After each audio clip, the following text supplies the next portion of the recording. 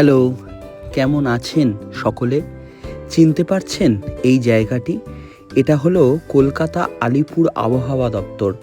আপনারা তো সকলেই জানেন যে এই ঝড়, বৃষ্টি, তুফান, সুনামি থেকে শুরু করে প্রত্যেক দিনের গরম, কবে বৃষ্টি আসবে, কখন মেঘলা আসবে, এই প্রত্যেকটা মুহূর্তের যে আপডেট তা কিন্তু আমরা এই দপ্তর থেকেই পেয়ে থাকি।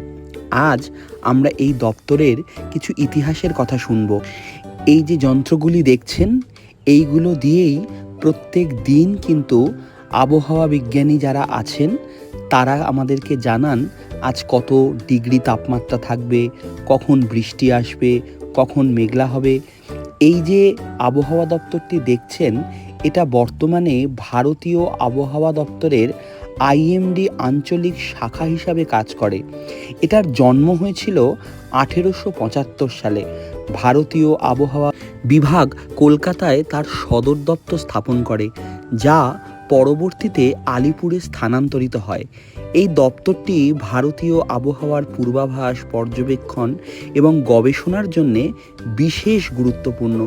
কি অসাধারণ একটি জায়গা, তাই না? আজ আমার পাড়ার এক প্রতিবেশী কাকুর সঙ্গে এই জায়গাটি দেখার সুযোগ হলো। উনি এই অফিসটিতেই চাকরি করেন, বলা ভালো উনি চাকরি করতেন। ঘটনাচক্রে আজ ওনার সাথে আমি একটি জায়গায় গিয়েছিলাম। এই দেখুন ভারতের মানচিত্রটি কেমন জ্বলজ্বল করছে, আর তার সামনে এই যন্ত্রগুলি। এই যন্ত্রের দ্বারাই প্রত্যেক দিন ওনারা আবহাওয়া নিয়ন্ত্রণ করেন এবং আমাদেরকে আপডেট দিতে থাকেন প্রত্যেকটি মুহূর্তের। কি অসাধারণ এক অভিজ্ঞতার সম্মুখীন হলাম, তাই আপনাদের সঙ্গেও ভাগ করে নিলাম। ভালো থাকবেন সকলে।